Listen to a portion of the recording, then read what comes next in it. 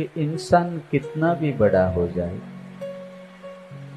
कितनी भी व्यवस्था कर ले और कितनी भी टेक्नोलॉजी बसा ले और कुछ भी कर ले, ईश्वर की शक्ति के पास हर व्यक्ति एकदम कंगाल है।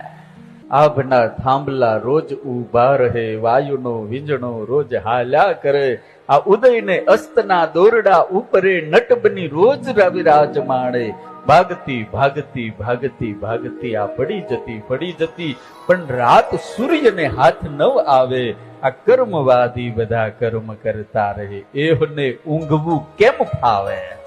આભના થાંભલા રોજ ઉભા રહે, વાયુનો વીંજણો રોજ હાલે।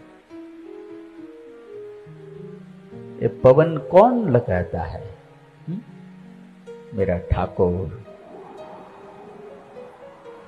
जल बनकर बरसता है, वायु बनकर हम सबको ऑक्सीजन पूरा करता है।